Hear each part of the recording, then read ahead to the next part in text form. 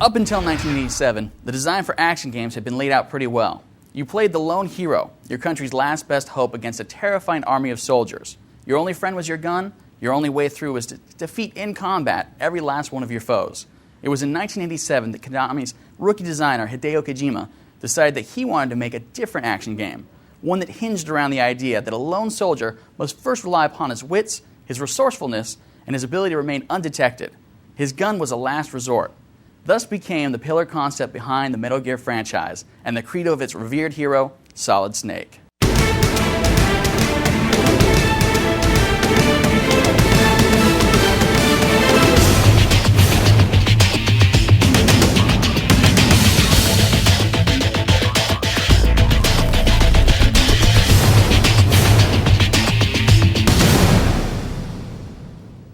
Solid Snake wasn't always the tough-as-nails soldier we've come to know him as.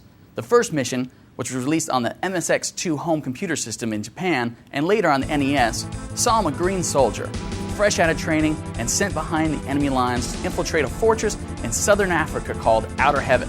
To rescue that operative, Gray Fox, and discover the meaning behind his only transmission, Metal Gear. As would become tradition in the series, he was dropped behind enemy lines with no weapons and no equipment other than a pack of smokes and would have to sneak his way past sentries in order to infiltrate the fortress. He wasn't completely alone, however. At any time, he could contact his commanding officer and a number of operatives by radio for support or tactical advice at any location.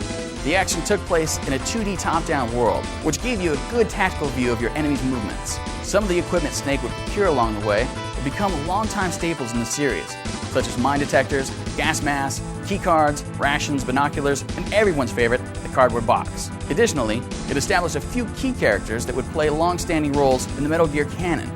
Most prevalent of these is Big Boss, your commanding officer who later you find out to be behind the terrorist movement. Gray Fox, the operative you are sent in to rescue, also went on to become a long-standing character. Ultimately, it provided a truly unique gameplay experience that would nearly a decade later cement into a completely new subgenre of action gaming. 3 years later, in 1990, the Metal Gear franchise split into two distinct directions. In Japan, Hideo Kojima released Metal Gear 2, Solid Snake, again for the MSX2 home computer system. In the US, Snake's Revenge was released on the NES, but has next to nothing to do with the overall story arc of the series other than it starred the series hero, Solid Snake. The gameplay was much more action-focused, had some side-scrolling moments, and is generally regarded as the black sheep of the Metal Gear family. Metal Gear 2, Solid Snake was a very different story. It told the story of Solid Snake's sophomore mission, which took him to Zanzibar land in the Middle East in order to rescue the kidnapped Dr. Keo Marv. Dr. Marv had developed a microorganism called Olex, which could refine crude oil, making it a valuable asset in the world's increasing oil crisis. As fate would have it, Gray Fox, the operative Snake rescued in his last mission, happens to be the leader of the military force at Zanzibar, along with Big Boss, who incidentally survived his last encounter with Solid Snake. Additionally, this time around, Snake would have to fight Metal Gear, the nuclear-capable walking tank from which the series gets its name. Despite advancing the story, Metal Gear 2 Solid Snake didn't do very much to evolve the gameplay. Regrettably, the events that took place in Metal Gear 2 is a story that would never be told to most North American Metal Gear fans, but at the very least, they would be referenced at length in the games to come. As it turns out, nearly a decade would come to pass before Metal Gear would resurface, but fortunately for the staunch fans of the series, the wait would be well worth it. In 1998, Konami and Hideo Kojima released Metal Gear Solid for the PlayStation. While it consisted primarily of the same classic top-down stealth espionage gameplay, it took advantage of the technology of 3D graphics to enhance the experience. This enabled Snake to have a few new moves, such as being able to crouch and crawl under objects and through air ducts, as well as heightening the immersion by letting you see the world through the eyes of Snake himself. Moreover, the increased storage capacity of the dual CD game allowed for a truly cinematic experience. This would mark a very drastic change in the series. From this point forward, the Metal Gear Solid games would carry the reputation of having the player watch the game nearly as much as you played it. Kojima's multi-layered labyrinthine stories would now be told through action movie-style cutscenes portrayed by a skillful cast of voice actors. Metal Gear Solid would also introduce a number of memorable characters to this canon, such as Hal Emmerich, the chief engineer of the Metal Gear Rex project, as well as Revolver Ocelot, the six-shooter favoring military leader who will come to play a major role in games to come. Right around the same time, Konami released Metal Gear Ghost Fable for the Game Boy Color. While it was released in North America, it arrived with little impact or fanfare. It followed the story of Solid Snake returning to the former site of Outer Heaven to investigate the disappearance of a hijacked cargo plane containing nuclear weapons and a new Metal Gear. While the gameplay closely resembled that of the original Metal Gear game, its story was just as complex as any of the modern games, giving a few extra levels of depth to everyone's favorite expert, tactical espionage. The wake of Metal Gear Solid made a huge impact. Metal Gear had finally gone prime time. At E3 of 2000, Konami released a trailer for Metal Gear Solid 2, Sons of Liberty. The production of this trailer was unlike anything the video game world had ever seen. It resembled a trailer for a blockbuster Hollywood movie in every conceivable way. With tense action cinematography, the boastful orchestra theme composed by Harry Gregson Williams, right down to the written and directed by Hideo Kojima's splash at the end. Kojima wanted to make one thing clear: he was rewriting the rulebook on interactive movies. The backlash of this trailer was near immeasurable. No one had seen a game given this Hollywood-style treatment before. It took the already dedicated Metal Gear Solid fan base and turned it rabid, creating unprecedented level of anticipation for the game's release in November of 2001. However, no one could predict the fan reaction when the game finally hit shelves. The game in many ways alienated a number of the fans that it had generated through the trailers that had heralded it. The game began with Solid Snake, now a freelancing mercenary, infiltrating a cargo ship after receiving an anonymous tip that it was carrying a new version of Metal Gear. Solid Snake completed his mission with relative ease, and the story continues forward 2 years later, leaving the player in control of a whole new character, Raiden. Raiden played exactly like Solid Snake, but he just didn't have the same appeal.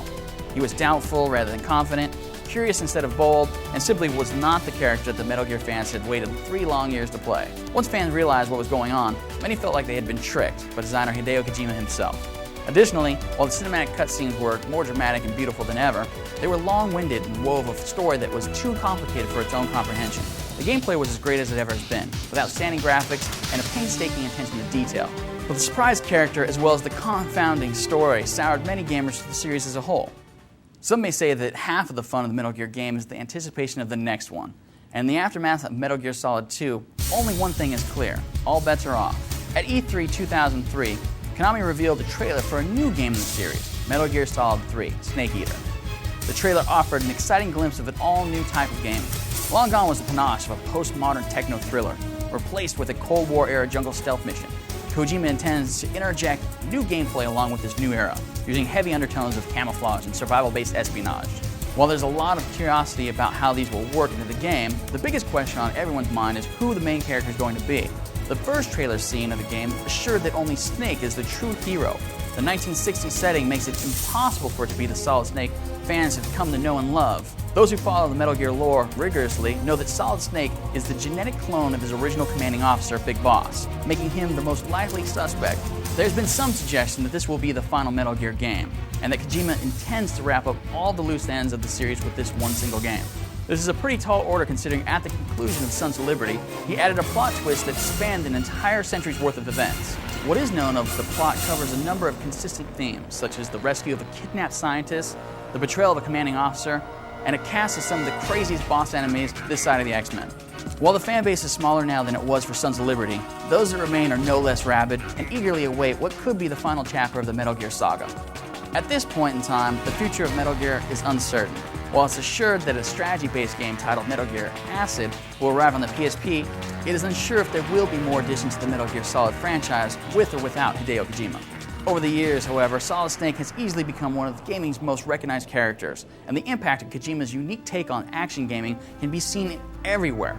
Countless clones have appeared over the years, and nearly every action game made recently uses a stealth mechanic at some point.